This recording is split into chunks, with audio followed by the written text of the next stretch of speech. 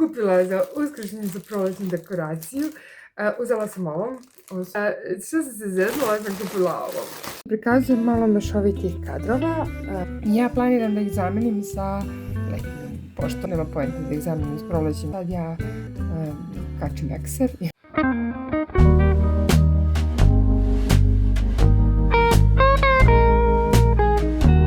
Zdravo moji, dobrodošli na ovaj video. U ovom videu mi pričamo o uskršnjoj ili prolećnoj dekoraciji. Ja ću vam sad pokazati što sam ja sve kupila za uskršnju i za prolećnu dekoraciju. Uzela sam ovo.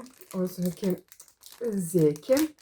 Sad, ovaj zeka je okrenuti zeka, pijani zeka. Ali dobro. Što sam još kupila sam jastučiće. Imamo ovaj jastuk. Zeka možemo.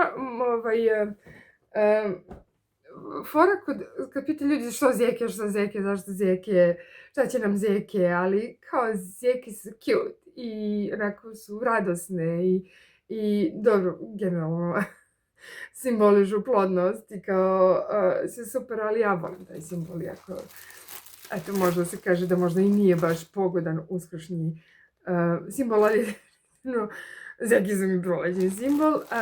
Što sam se zeznula, sam kupila ovo. Pomijenim ušema. Ja sam htjela kupim stolnjak i kliknula sam da kupim stolnjak i onda je stiglo ovo. Naravno svima se to dešava, ali mislim da ćemo da ukrasimo u ovom videu i moje dvorište. Sa ovim ćemo stavimo na sto u dvorištu. Uzela sam još i divne krparice, onako na kojima piše Spring. I to je to od, da kažem, uskršnjeg i hola. A sad ćete vidjeti kako dekorišem moj dom. Sad vam da prikazujem malo mešovitih kadrova iz šetnje sa mojom Frejom. Ja bih zamolila da u komentarima ne osvijete koliko to videla. Malo je se Freja ugojila, nismo se šetali zato što je zima grožljiva, ali napokon je došlo lepo vrijeme. Vidite kako je sve procvjetalo. Divan je ovaj pehar. I prosto mi je žao što ovaj period godišnje doba jako kratko traje, najkraće, čini mi se da sva ostala godišnja doba traje duže. Evo vidite ponovno moju Freju. Video opsednuti sa mnom. Ovo je dvorište moje, to jest grožđe koje je pripremljeno. Sad pokazujem slike, ove slike su zimske. Ja planiram da ih zamenim sa letnjim, pošto nema poenta da ih zamenim s prolećem, jer će proleće koje traje, a ja u maju planiram već more, tako da, eto malo vizualizacija mora, sad ja kačim ekser i vidite kako odokativno bušim zip, ja to uvek radim. Znači, ovo su neuramljene slike. Inače, planiram da ih uramim. Ovo je nova lozica. Ja sam puno ovih lozica rasadila i pokušala da uradim ovu biblioteku, ne ide mi baš najbolje. Imamo dve različite lozice, kao što vidite. I sad uređujem i deo zida gde je obrnuti zeka. Sad vam još jednu svoju neuramljenu sliku, a u budućnosti ćete vidjeti moje uramljene slike na zidovima. I evo, hello, jastučići Spring, kako izgleda moja zemlja soba u prolećnom raspoloženju.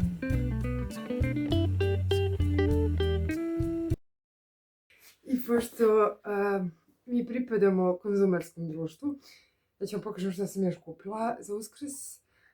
Mislim da ste ovu šolju vidjeli ranije, ona mi je tako uskršnja.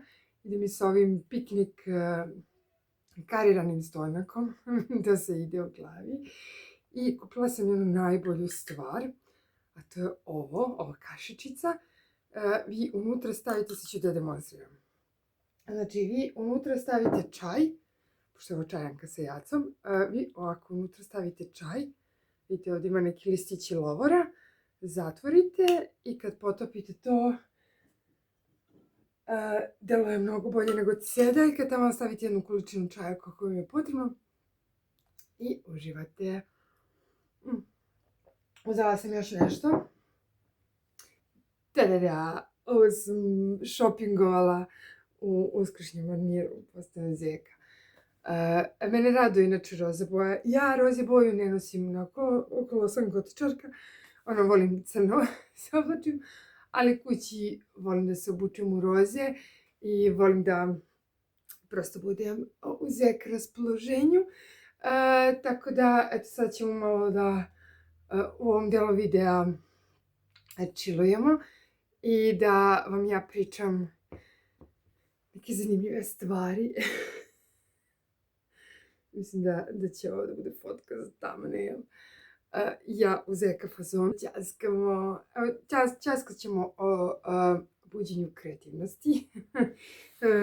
Pošto sam razmišljala malo da produžim video, malo uskršnje dekoracije, mi je vruće ovo malo dobro. I sem o uskršnjoj dekoraciji, o buđenju kreativnosti i zašto nam je potrebno da svako od nas gaji i čuva i njeguje kreativnost. Ja sam spominjala u prethodnom videu koji sam snimila o veštačkoj inteligenciji, kako po mom mišljenju će da opstaju poslovi koji su kreativni, koji zahtevaju da mi nešto odlučujemo, kreiramo, stvaramo i tako to. U pripremi je video o solar punku.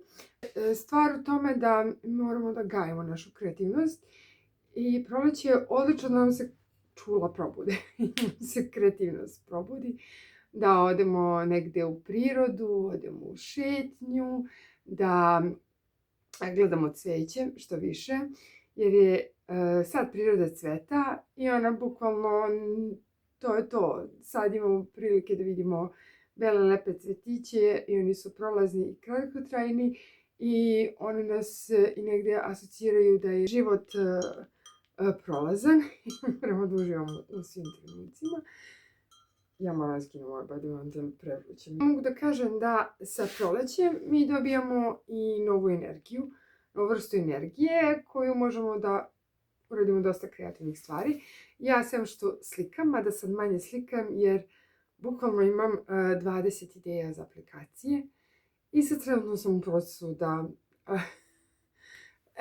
realizujem bar jednu po jednu ideju. Tako da ćemo vidjeti. Meni je to zabavno zato što je to deo mog UX UI jednog od stručnih opredeljenja. I volim da pravim aplikacije koje meni trebaju, a ja ne mogu da ih nađem. Tako da, eto, to je mali update, ali eto za vas nek bude inspirativno. Znači, zapisujte vaše ideje, jer ideje su jako prolazne, vi će se zaboraviti. Znači, uzmite papir, zapišite sve ideje, gledajte da što više šetate po prirodi, da ne nosite mobilni telefon. Šetajte po prirodi i gledajte sunce i drveće. Dobro je ako imate kućnog ljubimca, jer oni mogu da vas nekako prizemlje i vrate u normalno stanje. Želite drveće, pričajte drveću, iskoristite lepo vrijeme. Gledajte nekako da iskoristite najbolje ovo proleće, mada proleće će nam se pretvori u leto. Ali krenulo je bilo lepo, ja sam dosta vremena provodila napolju, onda je pao sneg i onda je sve i ovo nanovo, onda sam se vratila u svoj zahladilo i pao je sneg i ja sam se odmah vratila u svoj medved mode. Medved mode je kad samo čitam, gledam serije, slikam, možda crtam i ne zazim iz Skype. A ovaj drugi moj mode je kada šetam psa, idem u teretanu, imam potrebu da se družim s ljudima. Ja razmišljam o ekologiji. Ja uvijek imam, ja mislim da sam, ja i studirala industrijski dizajn zato što sam željela da budem proka pronalazač. I meni je stalno u glavi da smislim neku ideju, neko rješenje koje će spasiti ovaj svet od smeća i samo od smeća. I kao neke ideje za recikliranje, za mašine koje recikliraju plastiku, ideje za mašine koje recikliraju staklo. I tako, mislim, problem kod mene, iz mog ličnog iskustva što ja imam nalete ideja. Ja ne znam da se to vama dešava, ali meni se dešava, znači imam 20 ideja u trenutku. Ja moram da zapisujem te ideje i imam overload u mozgu. Najgore kad mi se ideje jave pred spavanje, to je ubitačno, onda kao nikada zaspim. Mada kažu da ADHD-ovci imaju problem sa spavanjem, zato što im mozak se odjednom uključi prije spavanja i počne ili da prešaltava šta su bili radili, šta su kome rekli tokom dana, a moj mozak smišlja ideje kako spasiti čovečanstvo. Mislim, totalno nepozno. I problem je kod previše ideja, što vi imate ideja, ali od silnih ideja vi se ne skoncentrišete na realizaciju nijedne ideje. To se meni dešava, znači ja prosto imam gomilu ideja, ali ne mogu da se fokusiram. I onda pokušavam da sebi zacrtam jednu ideju i da kažem da napravim plan kao od početka do kraja. Znači ovo je plan te ideje, ovo po nekim sebi da stavim taskove i da kažem danas radiš to, sutra radiš to, sutra radiš to i završi tu ideju. Znači kakav god da je, završi je. Pa onda pređi na neku drugu. Nemoj da se rasipaš sa energijom i sa dvoumicama, jer ja krenete u neki projekt i onda na pola vi ste u fazonu, a zašto ja ovo radim, ima li ovo smisla? Vodi li ovo nečemu? Da li ova moja ideja će da urodi, kao da se realizuje, da će mi se vratiti kroz pare ili da li će da zaživi? I to je problem. Znači ja otprilike imam 20 ideja od toga koje priče treba da napišem, koje slike treba da naslikam, koji kontent bi mogla da napravim, kakve aplikacije bi mogla da napravim. To je, hoću da vam opišem moj komplikovani Bitno da napravimo, iako sad grane sunca, i mi ćemo svi biti u fazonu da napolje, da društvene aktivnosti, i onda većina nas, kao ja, i onda mi se desi burnout, zato što ja bih sve u tom trenutku. Ja znam, jednog proleća sam i ja mislim išla i na bazen i trčala sam i pokušavala sam isto gomilu stvari u isto vrijeme i desilo mi se da dobijem neki kašalj koji je trajao 5 mjeseci. Znači neki bronhitis. Tako da u svemu tome nađite nekako predah, nađite pauzu i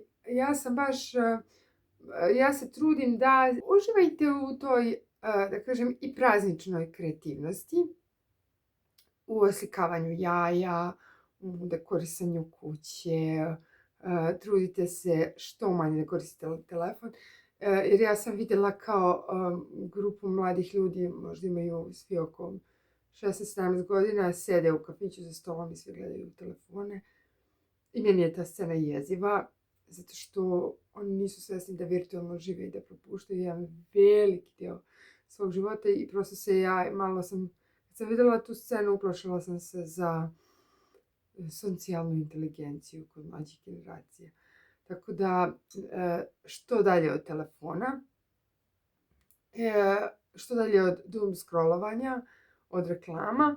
Ja imam taktiku kako da ujutru odvojim od sebe telefon i da ne bude uzela sam telefon i onda sam krenula da šaltam. Da smanjim to svoje doom scrollovanje.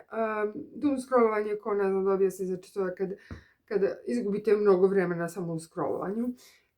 Inače, iz tog razloga ja ne pravim sadržaj ni za TikTok, ni za Reelse, Shortse, možda mi marketing svog ovog mog kanala koji ne zna se gdje tačno vodi, bude u jednom trenutku primorao da pravim shortove, ali ću definitivno onda da angažujem nekoga ko će da mi secka taj materijal i raspoređuje, jer mene to opterećuje.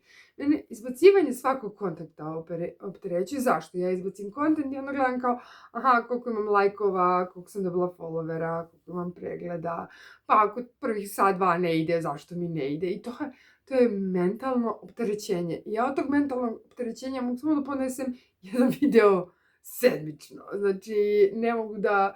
Pokušala sam da kao, sad ću da postujem na Instagramu, da budem redovna i ne mogu. Ne mogu čak ni storije da postujem. Tako da su moje društvene mreže samo najviše sam se skoncentrisala i najlakši mi je YouTube koji snimam, nekako beležim trenutke, godišnja doba, moje konfuzne misli, moje konfuzne projekte i ćaskam s vama onako chill, cozy i imitiram Zeku u u ovim presvećima. I mislim da su i Uskrs i Božić kao hrišćanski praznici u stvari negde imaju taj značaj da se porodica okuplja, da slavimo određene trenutke sezone godine, da budemo kreativni, da smišljamo trpeze, da smišljamo hranu, da se gojimo. I da prosto meni su jako praznici lepi ideje. Kao što sam rekla, zapisujte svoje ideje, to je jako, jako bitno u tom cijelom kreativnom procesu i buđenju proleća. Znači, uzmite papir, olovku i krenite da zapisujete svoje ideje.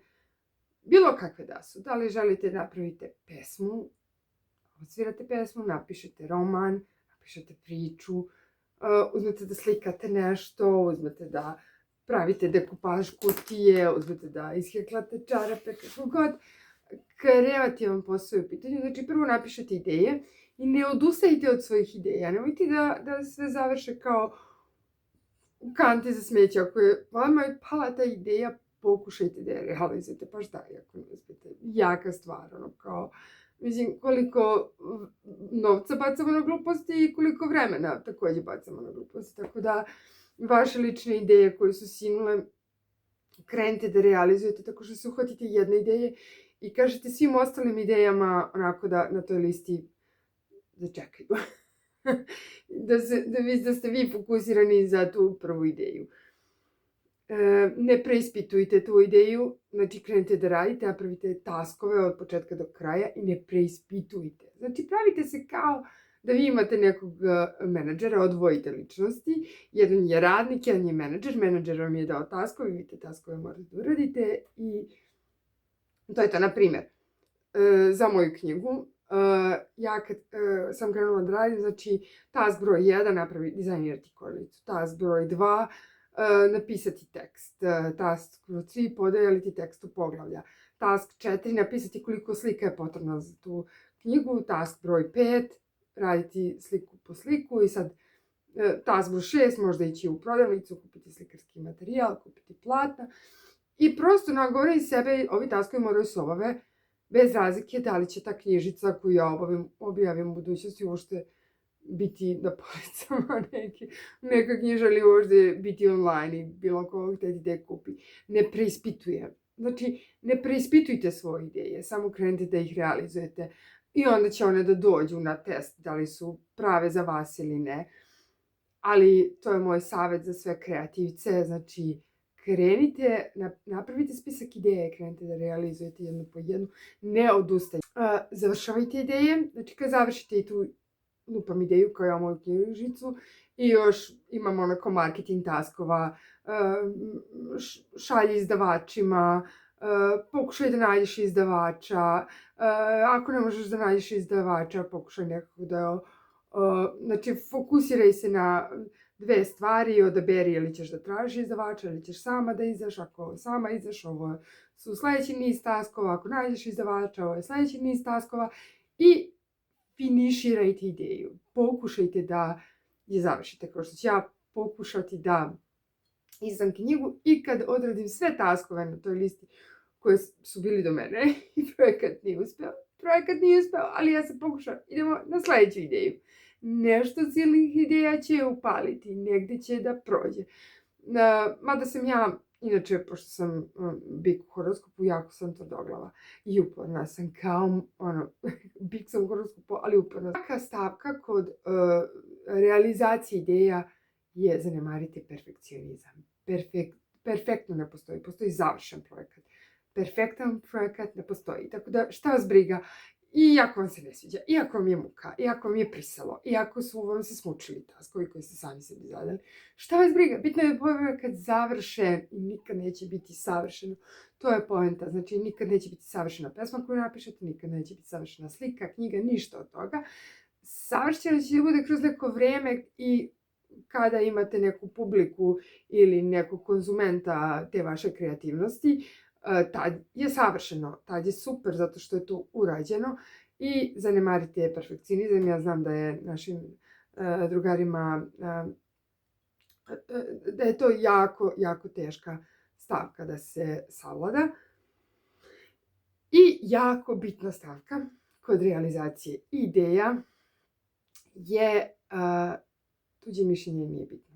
Apsolutno nije bitno. Znači, nemojte da se oslanjate na tuđe mišljenje, nemojte da pitate ljude za mišljenje, jer, na primjer, ja ne znam nijednog, znam dosta ilustratora, ali ne znam ilustratora koji rade kao ja, baš, znači da i pišu knjige i slikaju ono što su napisali, ne znam.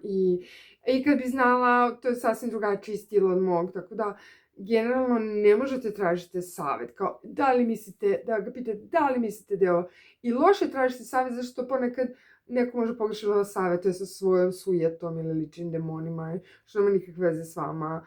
I možda vam kaže, pa to ti je neisplatljivo, bacaš svoju energiju na to, ja mislim da to nije u redu. Ili ja mislim da bi trebao da samo izdaš knjigu ili opet drugi neki savjet. Znači, slušajte samo svoju intuiciju lično, ne tražite od drugih mišljenja, ne prepričajte previše o projektu, ja pričam o svim svojim projektima, dok ga ne realizujete da ne bi nailazili na te neke osude drugih ljudi, na njihovo mišljenje. Apsolutno, kao što je rekao Steve Jobs, da sam pitao ljude da li žele iPhone, oni bi rekli da im ne treba. Mali savjeti kako da budete kreativni ovog proleća. Fotkajte u prirodi što više, ma sam rekla da ne nosite telefon, možete nositi neki idiot fotoaparat. Mirišite cveće, mirišite behar, uživajte maksimalno u prirodi i suncu, kupite vitamin D. Kupite vitamin. Nisam mislila da kupite u apoteci vitamin D, nego da se sunčate i dobijete boju. Srećni praznici, krasite svoj dom i provedite ovo proleće što kreativnije što možete. Ljubim vas puno, hvala što ste pratili video i snimajte mi publika.